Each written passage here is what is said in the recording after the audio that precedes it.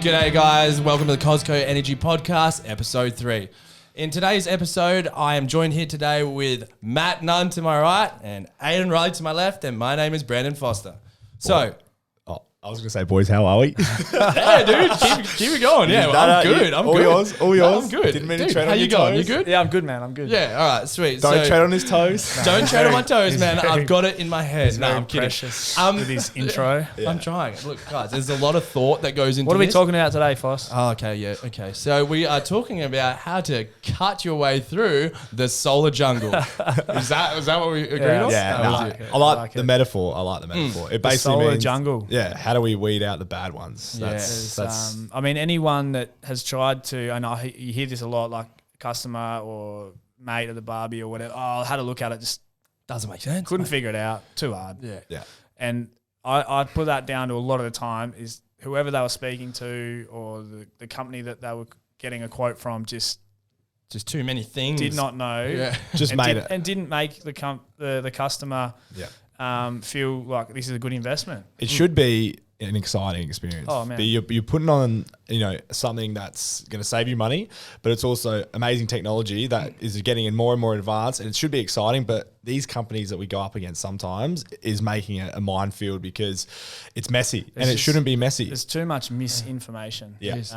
And from people that are just not qualified to speak on it. Yeah. And that's my biggest frustration sometimes when customers, Joe Blow said, I can't do that. Yeah. Well, Yeah. you can. You Yes, can, you can. I'm telling you. Yeah. And Joe Blow's- especially when they get told they can't do that and they get misled, and then money comes into it and you've got no legs to stand on because they're saving $3 or $4 grand, and it's like, all right, game over for us. So Yeah. it's They're a just- nightmare. So what's a scenario? All right, here we go.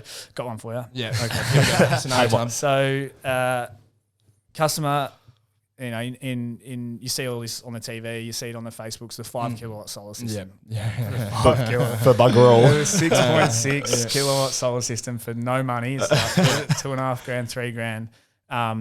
But a customer, they think that's all they can have. Yeah. Because whoever said, no, that's the biggest system you can have because you're single phase, or we can't install any more than that. That's the one that grinds my gears the most, because it's just incorrect. There's a lot of ways around sizing a solar system to meet the client's actual needs. Yeah. So what would you like easiest rule of thumb? How would you word it? Like the easiest way to sort of see what sort of size system you should have as a customer. No? Yeah, well, I mean, we're kind of going off a little bit trade there, but that's fine. Foster like it. But yeah, just to give them the most easiest rule of thumb. Like we all know what it is. if your bills are anywhere between 300 and 400, a 6.6 is probably going to do you fine. But then anything more than that, and you'd be pushing 8, 9, 10 kilowatts, and that's allowing for things in the future as well. So I'd say that's an absolute minimum, those sizes. I think usually I'll work to if it's every $100 on the bill for the quarter, equates to around a kilowatt of solar on the roof. Yeah. Or really a kilowatt of inverter capacity at the wall. Yeah. And that's where people get misled as well. A 6.6. The 6.6 kilowatt system, it won't produce 6.6 kilowatts of power. It'll only produce the nameplate rating on the inverter. Which is So 5 kilowatts. If you've got a usually. 5 kilowatt inverter, Yeah. your 6.6, it's only going to produce 5 kilowatts. And that's the one that the customer... That blows their no, mind. No. He told me it's going to produce 6.6. Yeah, no, we're just accounting for losses, man. It's never going to do 6 kilowatts or 6.6. Yeah, yeah, it just doesn't. And that's a massive one where you go to a customer's house and you walk through the quote that you've brought with you, and you've done it for a reason, for their needs, and then they give you an example of what they've got already, and you just look at it and your mind's blown, but you can't convince them, or you can't understand why they're listening to that. So what have you got an example of that where you've sat there with a customer with a quote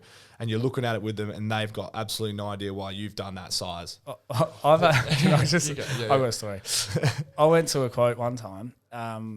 Like we're all Sparkies. We've installed it. We sort of have a rough Know how the idea moving of parts Yeah, work. we know. How, and I trade, so rolled up me work boots and me high-vis and got to the door, and this fella walked out in a suit with a briefcase. Red flag straight away. So, as we do when we do an inspection, we'll check the switchboard, we'll have a look at the main switch, we'll have a look at the cable size coming in, make sure everything's going to fit. Yeah, we can put the inverter here, jump up on the roof, measure up. Yep, it's all going to fit.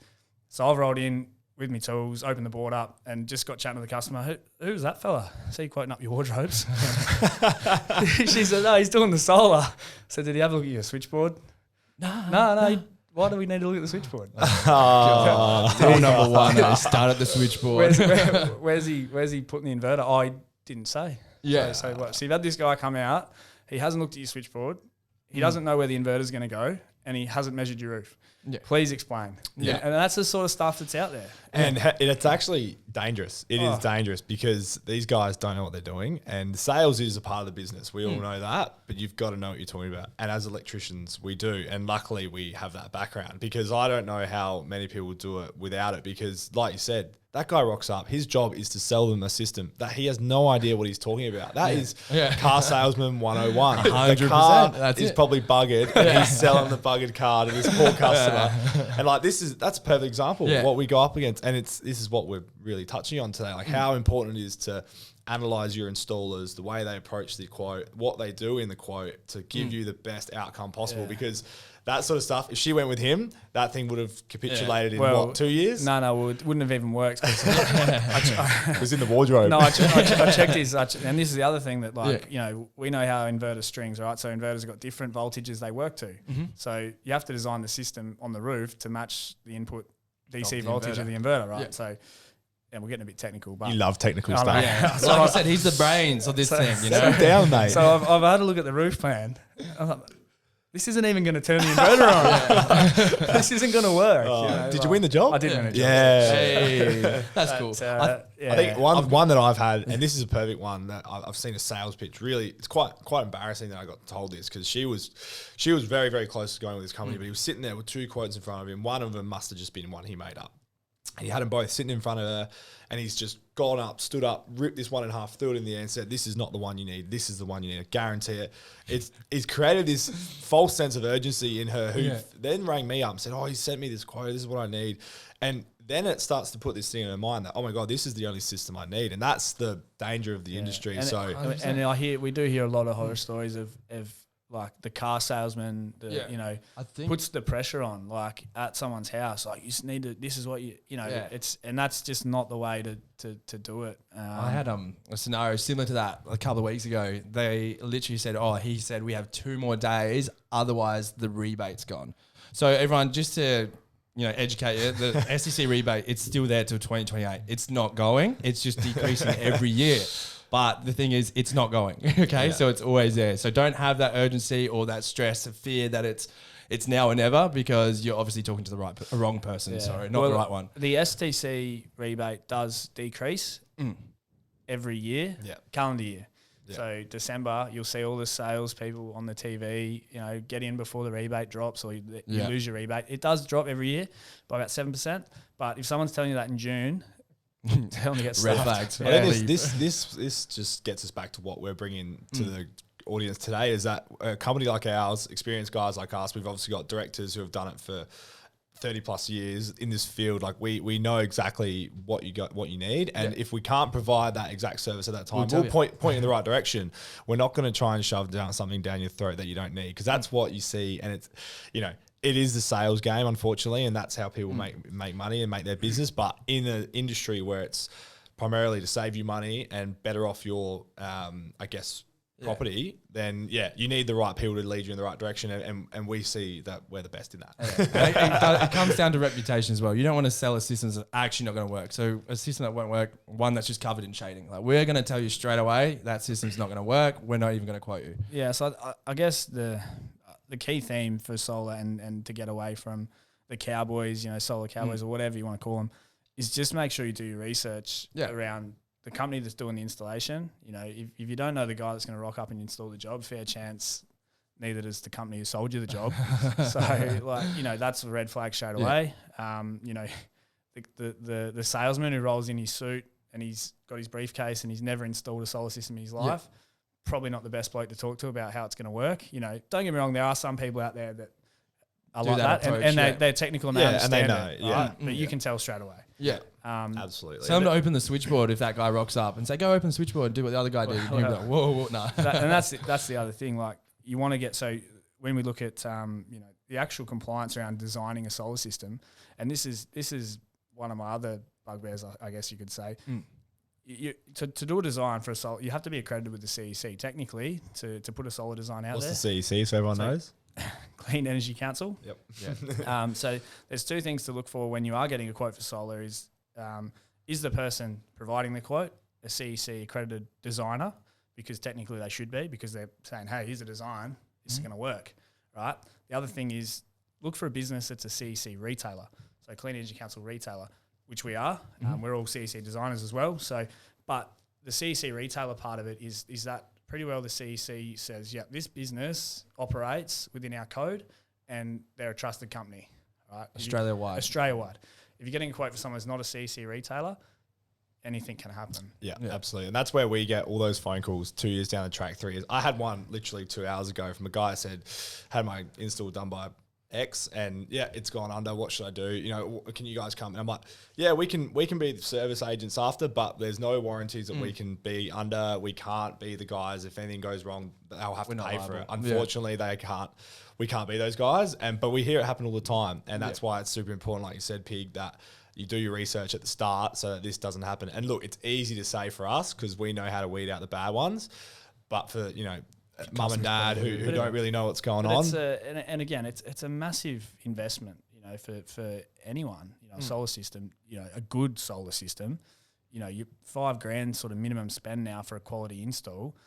Pushing for this is 6.6. Yeah. $5,000 to $8,000 for a quality install. So it's a big investment, and you don't want to have this situation where you put it in and then 2 years later it doesn't work, and then you're starting again. So do your research earlier in the piece, understand it. If you're not sure, probably don't go ahead.